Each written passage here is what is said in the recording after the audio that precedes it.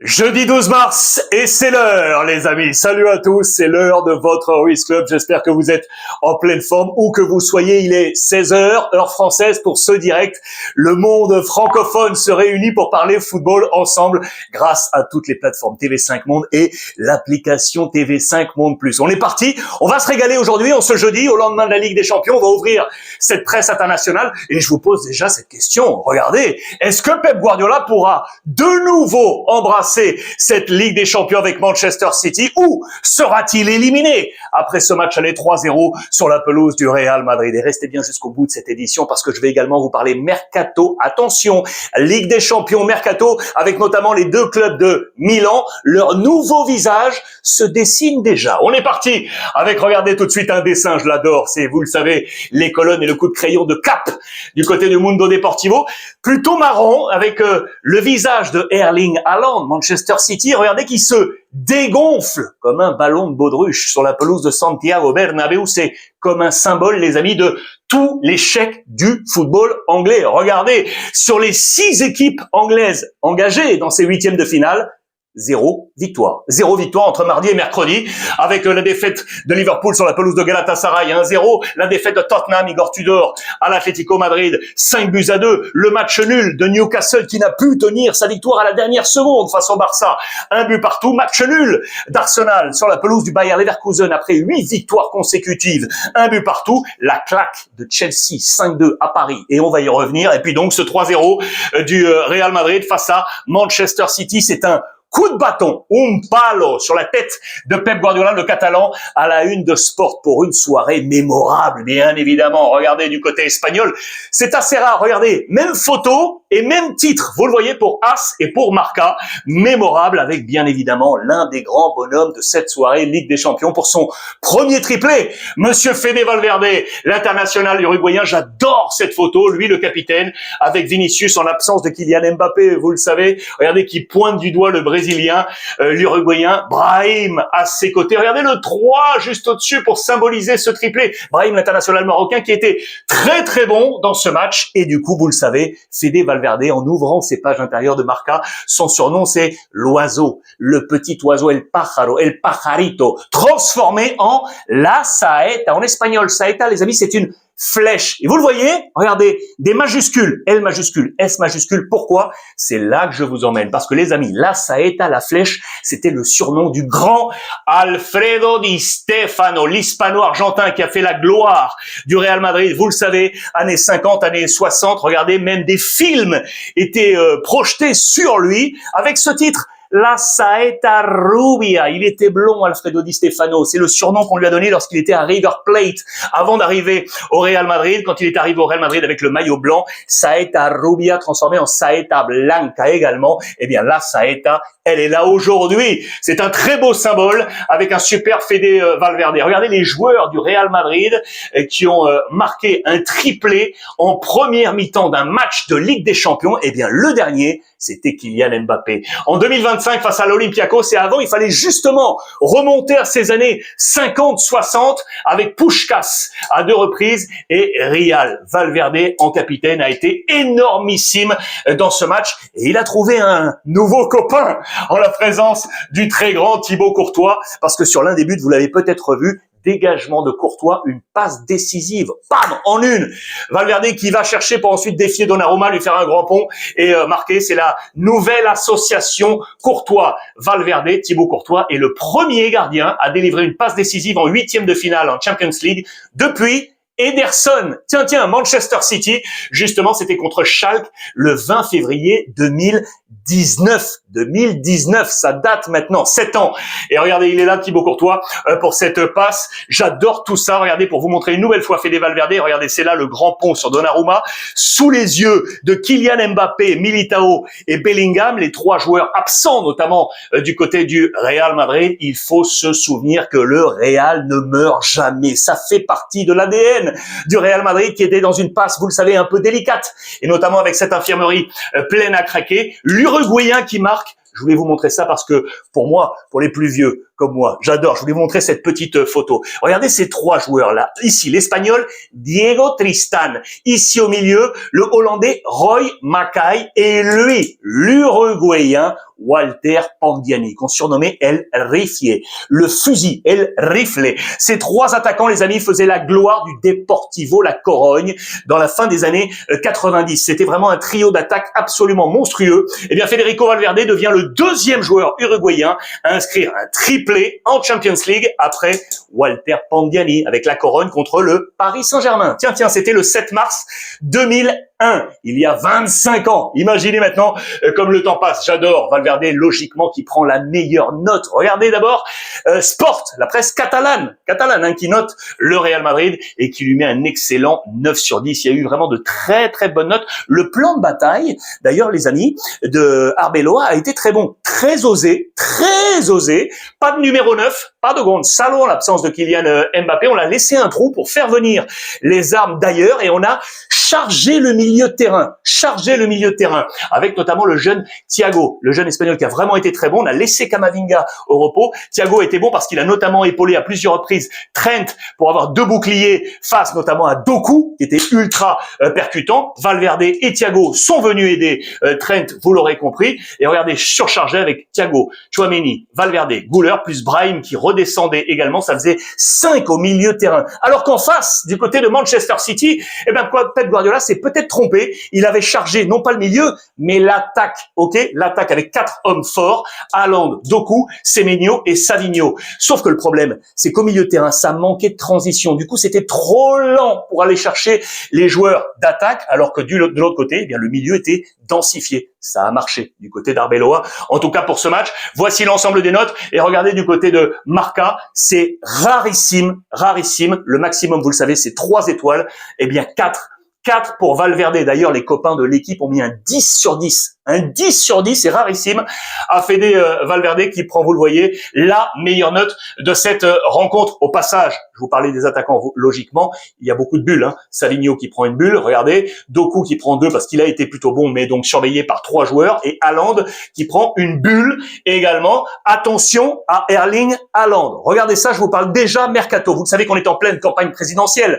Du côté du Barça, Laporta face à Victor Font. Le 15 mars prochain, ce sont les élections. Ce dimanche, Victor Font, il est là, les amis. Eh bien, sa délégation était à Madrid hier pour profiter de la venue de Manchester City pour aller discuter avec l'encadrement de City pour éventuellement faire venir Haaland au Barça, les amis. Regardez, c'est un projet de campagne. Font négocie avec Haaland. Il bouge ses réseaux pour aller chercher Haaland.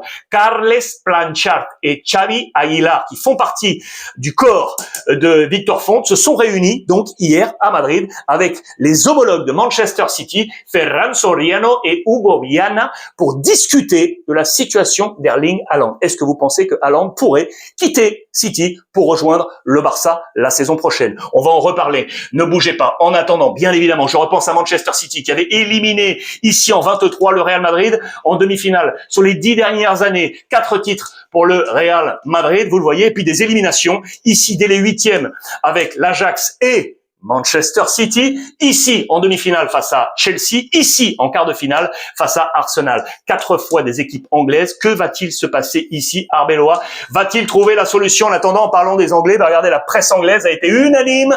Valverde pour un real genius, bien évidemment, à la une du Daily Mail, comme vous pouvez le voir. D'ailleurs, regardez, bien, Valverde, il est là, MVP assez logiquement avec le ballon, puisqu'il a eu le triplé. Ce sont les 8 MVP, les amis. Mardi, mercredi, regardez, Olise du Bayern, Harvey Barnes de Newcastle, Julian Alvarez. On va en reparler de l'Atlético Madrid.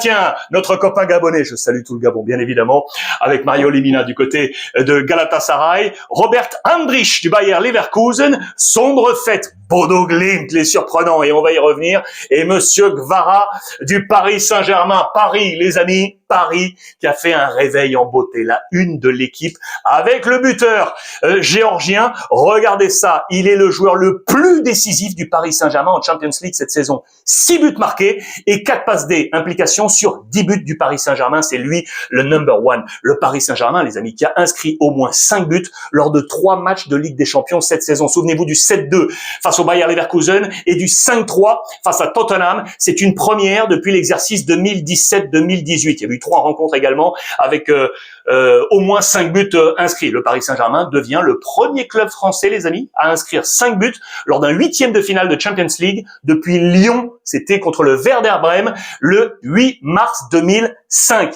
Il y a 21 ans, ok? Il y a 21 ans. Imaginez, réveil en beauté pour le Paris Saint-Germain. Regardez les notes et à noter là aussi le travail d'Arbeloa, eh bien le travail de Luis Enrique, très bon dans ce match, qui a pris la bonne note de 8 sur 10 avec les copains de l'équipe. Allez voir tout ça sur le digital de l'équipe, il y a de très très bons papiers, avec notamment des changements décisifs. Regardez tout d'abord les notes sur le plan de départ, très astucieux. Il y a eu un très très bon Neves d'ailleurs dans l'entrejeu. La moins bonne note, elle est pour Nuno Mendes, qui prend un 3. Des bonnes notes devant, 8 pour Barcola, qui a marqué, vous le savez, 7 pour Dembélé, Doué qui prend un 5, mi-figue mi-raisin, et 5 pour Warren Zaïre-Emery. Les 4 hommes de devant vont être changés par Luis Enrique avec les rentrées de Kvara, de Lee, de Lucas Hernandez et de Mayoulou. L'entrée de Kvara a été prépondérante, vous l'aurez compris dans les dernières minutes. Voici le plan de Chelsea avec inhabituel, 3 sur 10 pour João Pedro qui est complètement passé au travers, lui qui était l'homme fort de Chelsea ces derniers temps, et un 4 sur 10 pour Rossenior, le coach de Chelsea. Je fais la parenthèse sur Bodo Glimt parce que j'adore cette équipe, les amis. Les Norvégiens sont encore là. Regardez, 5 victoires consécutives dans cette Ligue des Champions. Manchester City, l'Atlético Madrid, l'aller-retour face à l'Inter avec là aussi 2 victoires, et hier 3-0 face aux Portugais du Sporting, les amis. Ce n'est pas rien. La une de Abola avec le petit jeu de mots. Ils ont salé le bacalhau. Vous savez, le bacalhau, c'est le plat traditionnel portugais à base de morue, bien évidemment. Et on sait que du poisson vient de Norvège. Eh bien, ils ont salé la morue, ils ont salé la facture.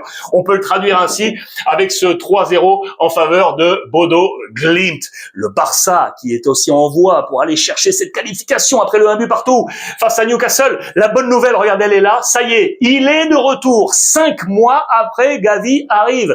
Souvenez-vous, blessure au ménisque très très lourde. Il était du voyage à Newcastle, il était dans le groupe, mais il n'avait pas encore le hockey médical. Ça y est, on l'attend de pied ferme, le hockey médical pour jouer là, dimanche, face à Séville. Ça va faire du bien, ça, à Hansi Flick, parce que regardez, on a besoin de trouver des clés pour s'améliorer, parce que ce match face à Newcastle n'a pas été bon, bien évidemment.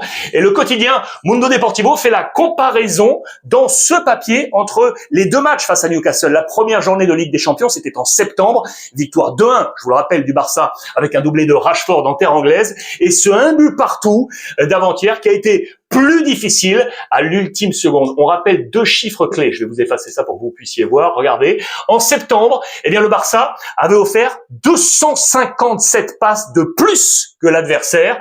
Avant-hier, 64 passes seulement supplémentaires. Ok? 64 passes de plus. Et au nombre de tirs, eh bien, en septembre, 19 frappes. Et avant-hier, 9 frappes seulement. Il y a un problème également sur le plan offensif, je vous le rappelle, et notamment avec Rafinha. Le Barça a besoin de ses numéros 9 dans les colonnes de Sport. Il ne marque plus les numéros 9, les amis, avec Lewandowski ou encore Ferran Torres. Ils sont bloqués. 16 buts toutes compétitions confondues, 14 buts toutes compétitions confondues, 14 également pour Rafinha. Heureusement, vous le savez, que Lamine Yamal tient la baraque. 20 buts toutes compétitions avec 14 passes décisives. Ce qui nous ramène là aussi au mercato avec Julián Álvarez. Je vous en avais déjà parlé, vous le savez, le buteur argentin de l'Atlético Madrid. Regardez ça, il n'a fermé aucune porte. En zone mixte, avant-hier, on l'a interrogé, les confrères, concernant son avenir. Va-t-il, oui ou non, rester à l'Atlético?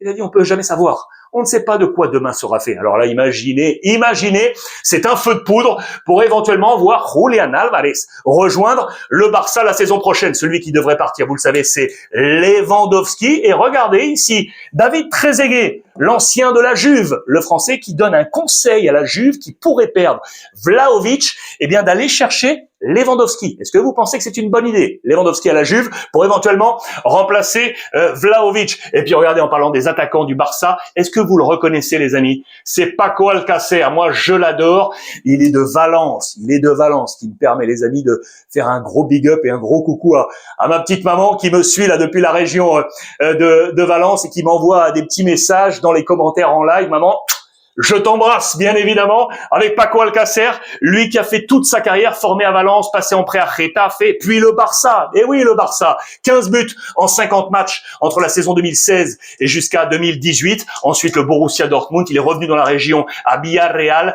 avant de filer au Moyen-Orient. Eh bien, il raccroche, les amis. Fin de carrière pour lui. À 32 ans, il va rentrer chez lui dans la province de Valence. Et il fait bon de faire ce type de mouvement. Le Barça qui va jouer dimanche, les amis, face à Séville, vous l'aurez compris, avec peut-être Gavi, 16h15 pour maintenir le 4 points d'avance sur le Real Madrid. Ça va pas être simple, vous l'aurez compris, avec l'état de fatigue générale de ce Barça. Dans la campagne présidentielle, bien évidemment, je vous en parlais tout à l'heure, on va en reparler ces prochains jours. Lionel Messi, vous savez que c'est toujours pas prononcé entre Fonte ou Laporta, va-t-il se prononcer? C'est toujours une interrogation. Antoine Griezmann, les amis, en parlant d'Espagne et parlant de Ligue des Champions, avec l'Atlético Madrid qui a été énormissime face à Tottenham, avec un super Antoine Griezmann, il veut partir comme un roi. Car vous le savez, on s'interroge toujours sur son avenir. Peut-être la MLS du côté de Orlando. Va-t-il rester? Oui ou non? C'est l'interrogation dans les plans del Cholo Simeone qui, lui, pour l'instant, est en mode territoire. Vous le savez qu'il est invaincu à domicile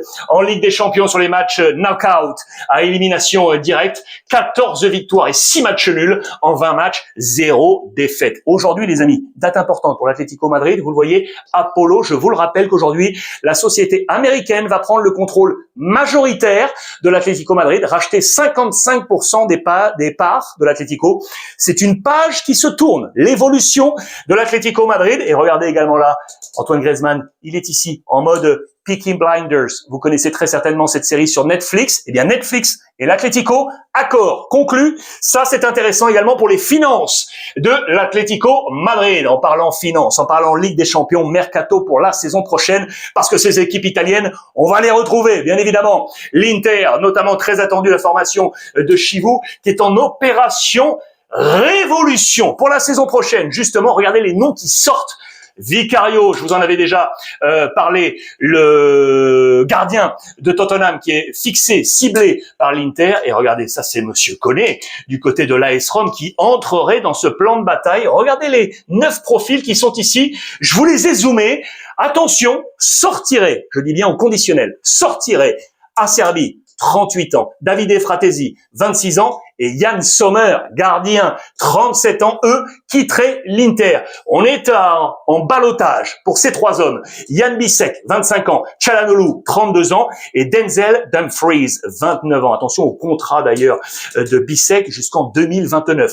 Il y a du lourd là. Et puis on est en discussion, bien évidemment, pour les garder, avec Barella, 29 ans, Bastoni, 26 ans, et Monsieur Marcus Thuram, 28 ans. Voici, regardez le dessin que pourrait avoir la saison prochaine cet Inter, avec donc Vicario. Mais attention, regardez, on parle également d'Alisson. Alisson pourrait prendre cette place dans les buts, en rouge, les nouveaux possibles. Et donc Koné serait au centre de ce jeu, vous le voyez. D'autres arrivées possibles avec Moraimovic ou encore Stankovic sur le poste de Barella. Affaire à suivre. La Ligue des Champions, ça ramène notamment pour Milan entre 65, 70, 75 millions d'euros, les amis. C'est ce que rappelle la direction de Milan, ce qui permet d'aller justement sur le mercato pour jouer cette prochaine Ligue des Champions. Milan qui est pour l'instant deuxième, je vous le rappelle, derrière l'Inter. Je vous en avais parlé hier. Moise Kean serait l'option numéro 1 pour le Milan d'Allegri pour la saison prochaine. Mais regardez, 2 joueurs du Bayern, Goretzka et Kim en défense centrale. Et on parle également de l'Espagnol de la Lazio, Mario Gila. Regardez à quoi ressemblerait là aussi ce Milan AC avec les 3 totems, Mike Maignan, Rabiot, Leao. C'est la colonne vertébrale, bien évidemment, qui est ici, plus Modric. Regardez, les nouveaux seraient là. Kim, Goretzka et Kean. Ça a de la gueule du côté de l'AC Milan. Là, au milieu de terrain, on pourrait rajouter Fofana, les amis. Eh oui, Fofana.